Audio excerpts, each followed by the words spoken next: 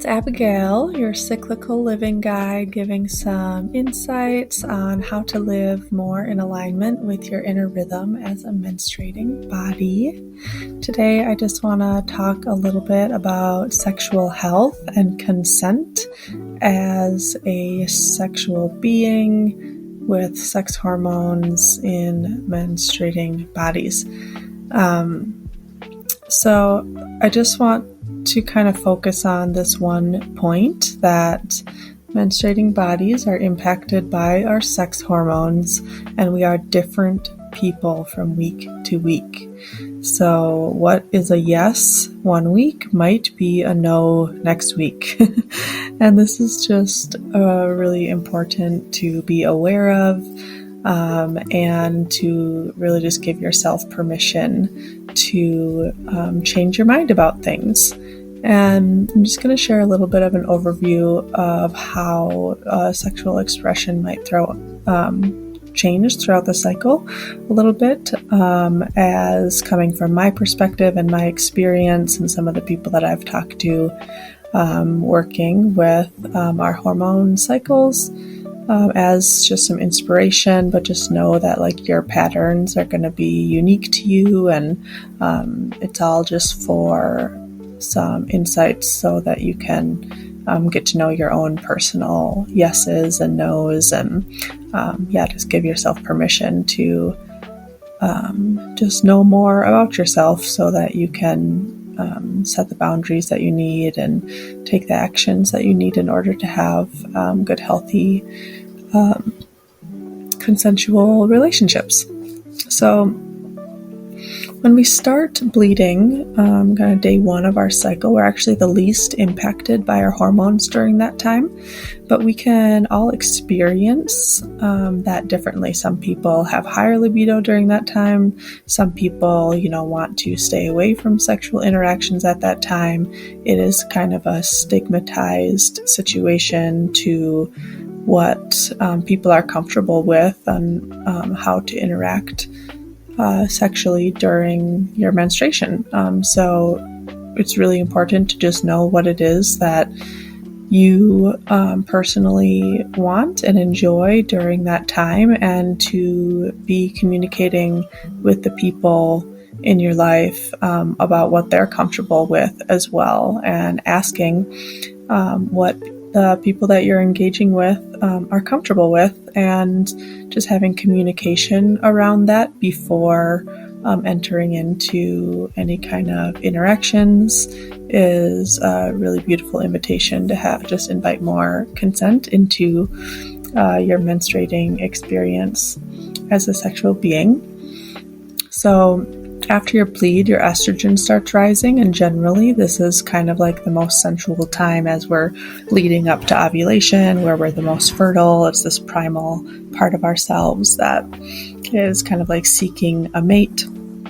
And for some people, this can bring on a lot more sensuality and lightheartedness, more playfulness. It could be a time where you're wanting to explore new things more often. So the invitation for communication here is more about like what it is of like new things maybe that you're wanting to try, or with new people, and having more communication around like what type of interactions you're wanting to have, as you might be more explorative during this time. And for other people, this can actually be a little bit more of an anxious time. Maybe there's too many ideas, too much stimulation. Maybe you're subconsciously or consciously afraid of getting pregnant or wanting to avoid that, and you know that possibility is coming, and so maybe you kind of shut that possibility out.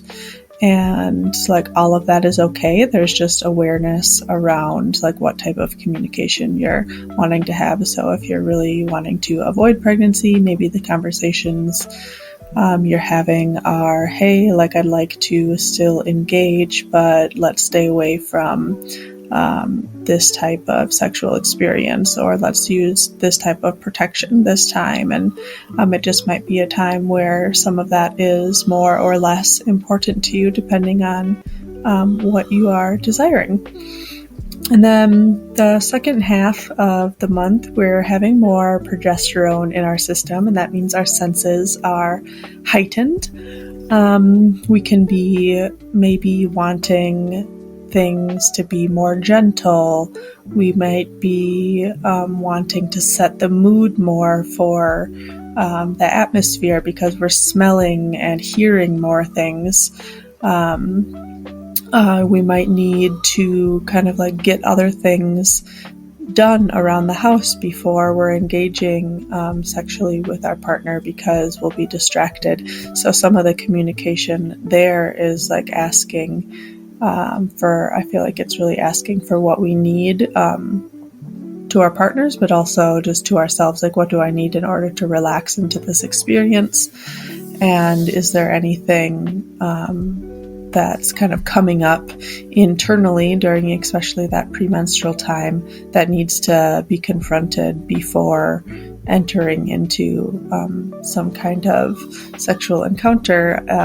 Can be really important to protect the heart, because once you're in those sexual experiences, if it's not addressed first, sometimes it can then show up within our sexual experiences where we feel taken advantage of or mistreated or something. So it's important to just address and check in with ourselves before we enter into those situations, what it is that we're needing, and have communication around that before we even start to engage. There's so many different directions that I can go around sexual health because as a menstruator empowerment guide, I mean, these are our sex hormones. Our menstrual hormones are our sex hormones. So there's just so many different directions to go there. So I would love to hear more about what stood out to you in this mini chat, and if there's anything specific that you want to hear more about, just put it in the comments or send me a message, and I would love to dive deeper. Thanks for listening.